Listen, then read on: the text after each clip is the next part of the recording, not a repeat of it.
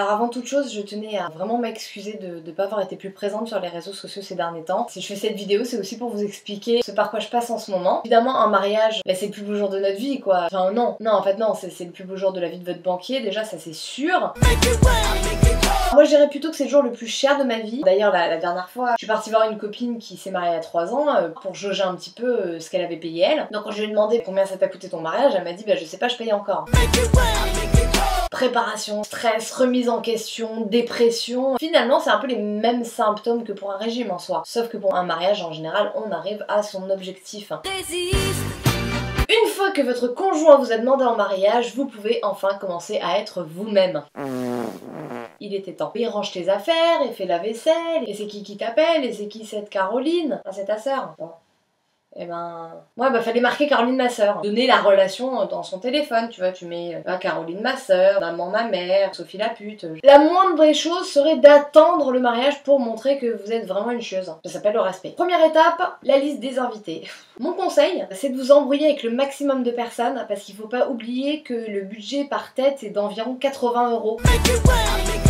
C'est même pas ce qu'on met sur Litchi pour l'anniversaire d'un pote. Et puis toutes les occasions sont bonnes pour rayer des gens de la liste. Bah il m'a pas répondu quand j'ai demandé son adresse, du coup je l'ai enlevé. Bah, la meuf n'a même pas liké ma photo de profil. C'est pas une amie, je l'ai enlevée. Finalement elle est beaucoup trop moche pour venir à notre mariage. Non et puis j'ai enlevé Stéphanie aussi. Non parce que comme t'as couché avec, ça me fait un peu chier qu'elle soit au mariage. Ah mais moi c'est pas pareil, moi c'est mon meilleur ami. Bah non justement c'est ce qui fait qu'on est meilleurs amis, tu vois, c'est qu'on a réussi à passer ce cap. Non elle c'est une pute. Le traiteur c'est marrant parce que c'est jamais ce à quoi on s'attend. Et tout est compris dans la formule.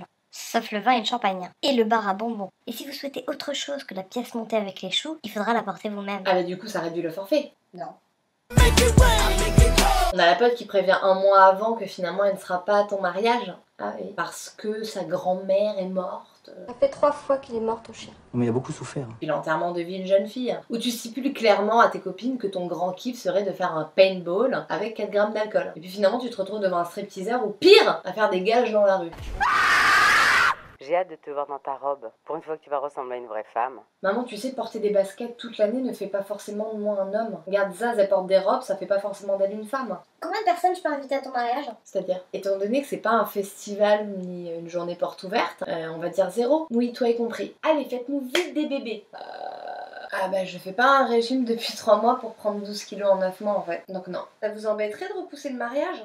Ah bah ouais bien sûr, dis-nous quelle date t'arrange. On va le faire le jour de ta mort. Bien sûr, c'est moi qui vais te tuer. Comment t'as pu me faire une chose pareille, enculé? Non et puis c'est pas comme si le chanteur faisait plusieurs dates, tu vois, nous on fait plusieurs dates. C'est-à-dire on se marie 3 fois dans l'année, comme ça on est sûr que tout le monde peut venir. C'est ta mère. Et puis moi je ne pense qu'à la nuit de noces. Imaginez bien. Bah on aura toutes les enveloppes à ce moment-là. On va pouvoir tout compter.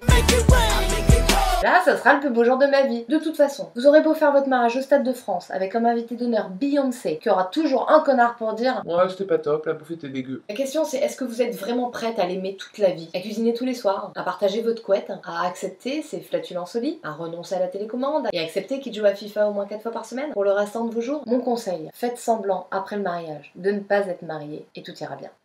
Toujours là pour rendre service ses amis. Toujours. Who cares, baby? I think I wanna marry